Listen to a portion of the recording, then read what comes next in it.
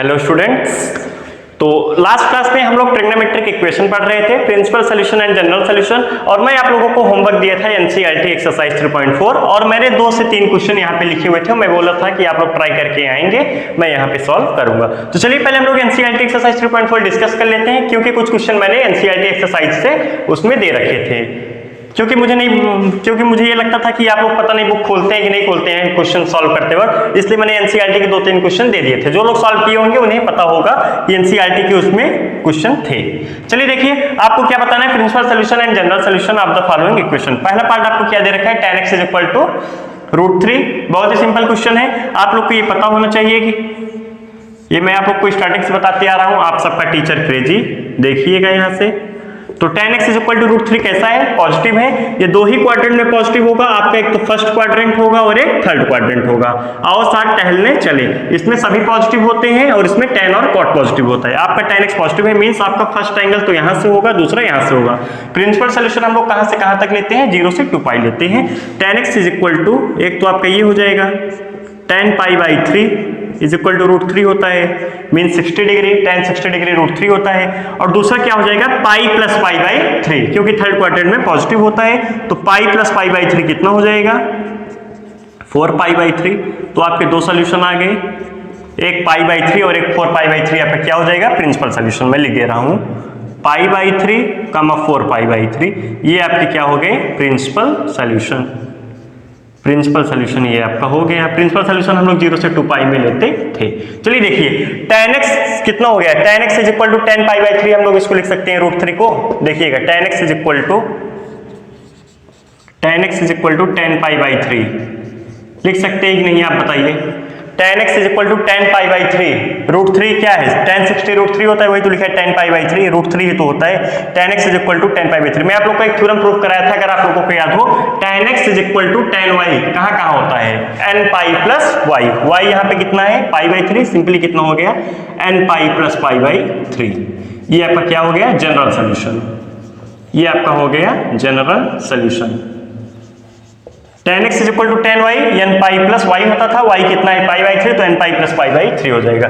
चलिए देखिए, sec x = 2, आपको पता होना चाहिए, सेम वही फिर से लगाएंगे, आप सबका टीचर क्रेजी। अच्छा बताइए, sec x कहां कहां पॉजिटिव होगा, फर्स्ट क्वाड्रेंट में तो सभी पॉजिटिव होते हैं। यहाँ पे sin cosec, tan cot, ये आपका cosec फर्स्ट क्वाड्रेंट होगा और फोर्थ क्वाड्रेंट होगा, इसमें पॉजिटिव होगा।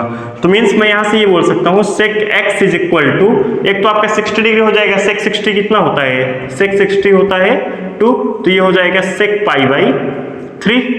एक तो आपका π/3 हो जाएगा, दूसरा क्या होगा, 2π - π/3। फोर्थ क्वाड्रेंट में क्या होगा, 2π - π/3, तो ये कितना आ जाएगा आप लोगों को, 5π/3।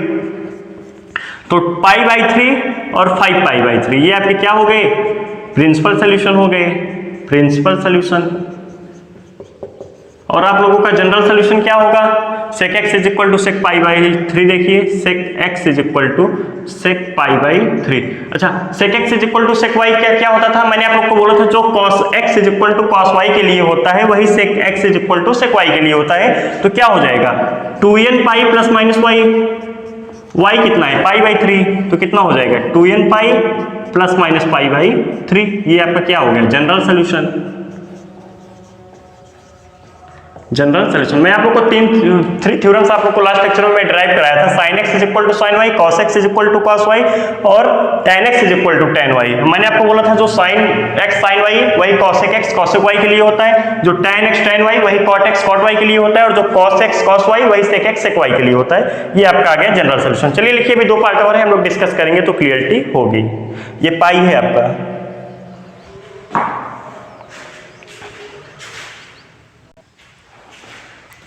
आप लोगों का थर्ड पार्ट और फोर्थ पार्ट भी सेम वैसे जैसे फर्स्ट और सेकंड पार्ट था। cot x = -√3 दे रखा है, आइए पहले चेक कर लेते हैं, आप सबका टीचर क्रेजी। अच्छा, cot x कहां कहां निगेटिव होगा, चलिए बोल दीजिए। इसमें तो सभी पॉजिटिव होते हैं और इसमें tan और cot पॉजिटिव होगा, मींस आपका एक सेकंड क्वाड्रेंट होगा निगेटिव और एक फोर्थ क्वाड्रेंट। cot इसी दो क्वाड्रेंट में क्या होगा, निगेटिव होगा।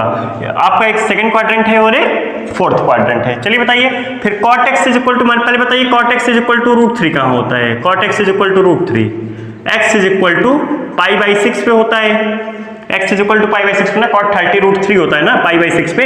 अगर हम लोग इसको पाई बाई 2 प्लस पाई बाई 6 लिखते हैं, sorry pi minus pi by 6, second quadrant पे आपका कॉट का कॉट ही रहेगा, साइन चेंज हो जाएगा क्योंकि सेकेंड क्वाड्रेंट में कॉट क्या होता है, निगेटिव होता है। तो हम लोग क्या लिखेंगे, pi minus pi by 6 cot pi minus pi by 6 is equal to -√3। यही तो होता है। तो पाई माइनस पाई बाई 6 कितना हो जाएगा, एक तो आपका ये हो जाएगा, ये कितना आ गया आपका 5 पाई बाई 6 और फोर्थ क्वाड्रेंट के लिए क्या लिखेंगे हम लोग, 2 pi minus pi by 6 cot 2 pi minus pi by 6।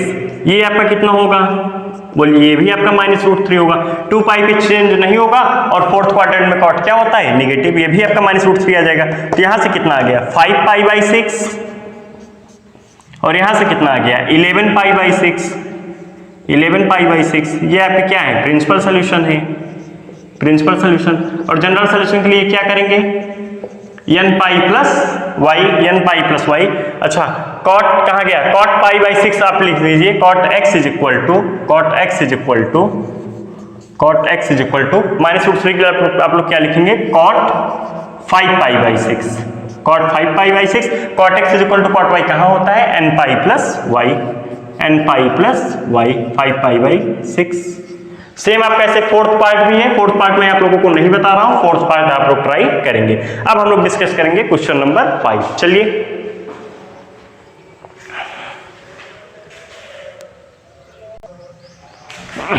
Fourth part आप लोग ट्राई करेंगे, जिनको नहीं आएगा वो कमेंट बॉक्स में पूछेंगे, क्योंकि मैंने आपको स्टार्टिंग के 3 पॉइंट्स बता दिए, सिमिलरली सेम ऐसे आपका फोर्थ पॉइंट था।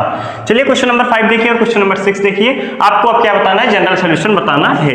cos x is equal to cos 4x is equal to cos 2x लिखा है। अच्छा आप लोग ये बताइए, अगर हम लोग इसको इधर ले आएंगे तो क्या हो जाएगा, cos 4x minus cos 2x is equal to 0। ये हो जाएगा क्या, अगर इसको हम लेफ्ट हैंड साइड में लाएंगे, cos 4x minus cos 2x is equal to 0। cos a minus cos b कितना होता है, ये आपका लिखा हुआ है cos a minus cos b। cos a minus cos b कितना होता है, बोलिए -2 sin a plus b by 2, -2 sin a plus b by 2 sin a minus b by 2। ये आपका cos a minus cos b तो लिखा है। तो cos 4x minus cos 2x कितना हो जाएगा, बोलिए cos 4x minus cos 2x कितना हो जाएगा, -2 sin a plus b by 2, 4x plus 2x 6x, 6x by 2 कितना हो जाएगा 3x sin a minus b by 2, 4x minus 2x 2x by 2 कितना हो जाएगा x। ये आपका क्या है, इज इक्वल टू 0। अच्छा बताइए -2 sin 3x sin x 0 कब होगा, -2 तो 0 नहीं हो सकता है, या तो आपका sin 3x 0 होगा या फिर आपका sin x 0 होगा। चलिए देखिए, sin 3x is equal to 0 और sin x is equal to 0। ऐसे क्वेश्चन हम लोग कर रखे थे, अगर आप लोग को याद हो तो। sin 3x 0 के लिए हम लोग क्या करेंगे, 3x is equal to n pi, क्योंकि आपका sin x 0 कहाँ होता है, n पाई पे। तो यहाँ पे x की जगह क्या है 3x, तो 3x कहाँ होगा n pi, x is equal to n pi by 3। ऐसे क्वेश्चन मैं आप लोग को करा रखा हूँ। sin x is equal to 0 तो x इज इक्वल टू क्या हो जाएगा, यहाँ से सिंपली n पाई। तो ये था मेरे हिसाब से आप लोग को क्वेश्चन नंबर 5 समझ में आया होगा। आप इसको इधर ले जाइए, cos a minus cos b formula बन जाएगा, -2 sin a प्लस b, ये 0 हो गया। बस आपका -2 0 नहीं हो सकता है, या फिर ये 0 होगा या फिर ये 0 होगा। sin 3x 0 कर दीजिए, ये 0 कर दीजिए, सिंपल था। अच्छा आप लोग इस क्वेश्चन नंबर 6 में देखिए, आप लोग को कुछ दिख रहा है, पैटर्न कुछ दिख रहा है, देखिएगा।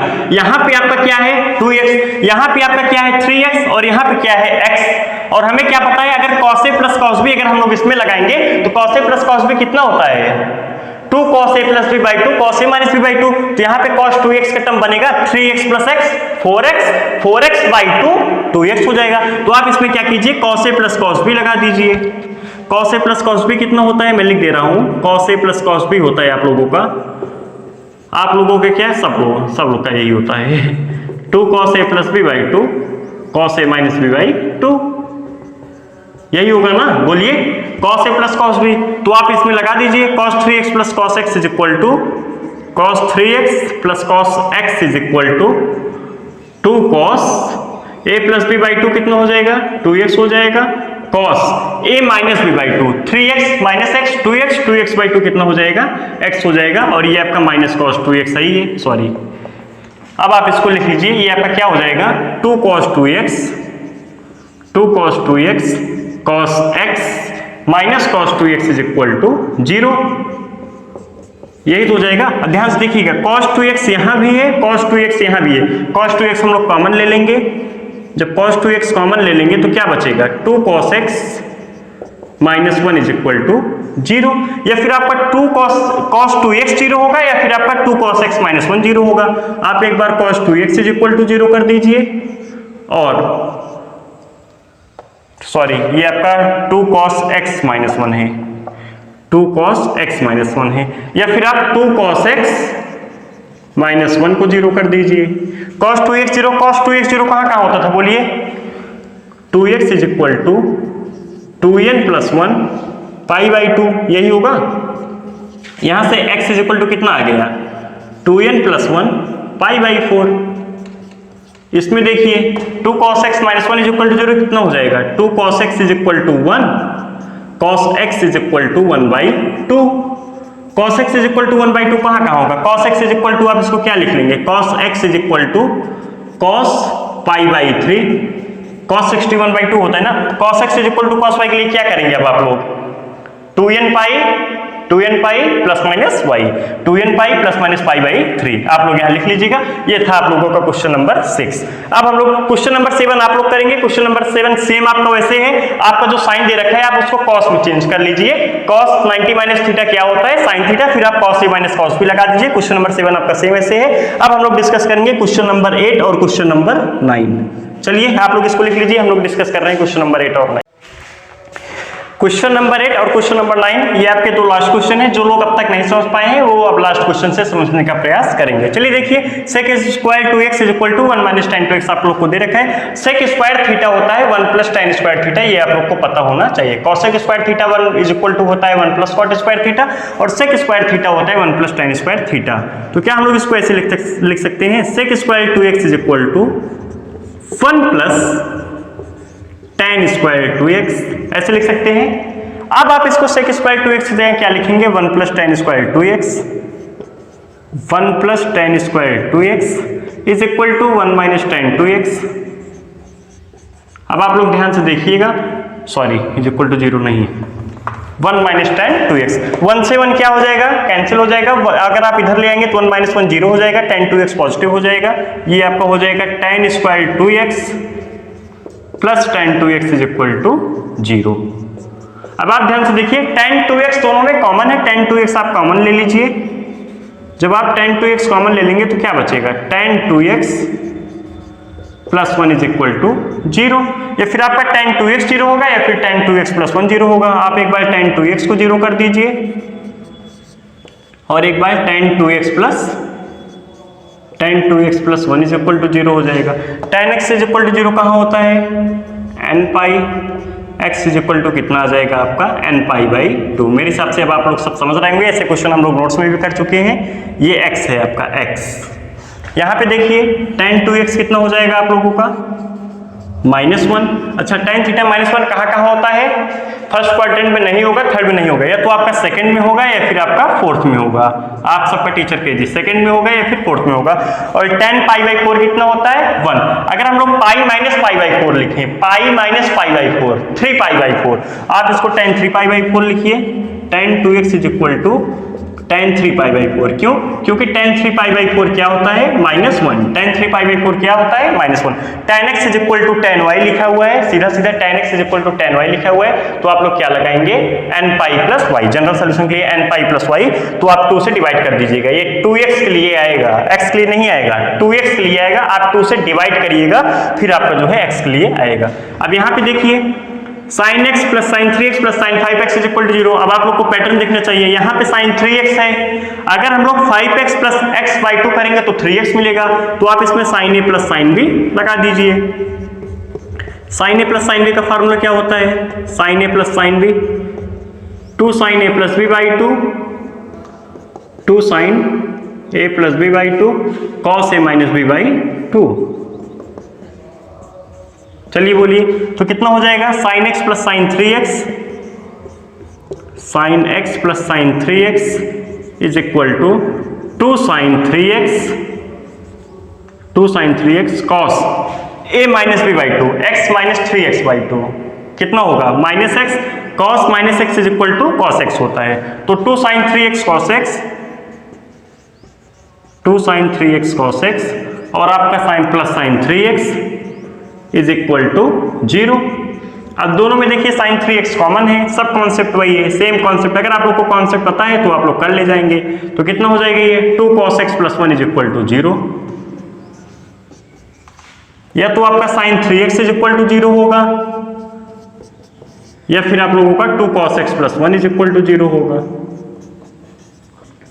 यहां से cos x is equal to कितना आ जाएगा -1/2। अब आप लोग इसको कर सकते हैं, cos थीटा नेगेटिव कहाँ कहाँ होगा, या तो आपका सेकंड क्वाड्रेंट होगा या तो आपका थर्ड क्वाड्रेंट होगा। Pi minus pi by 3, 2 pi by 3, cos x is equal to cos 2 pi by 3 और 2n pi plus minus y, cos x is equal to cos y कहाँ होता है, cos x is equal to cos y 2n pi plus minus y। आप लोग लगा दीजिएगा, ये आपका क्या हो जाएगा 3x is equal to n pi, x is equal to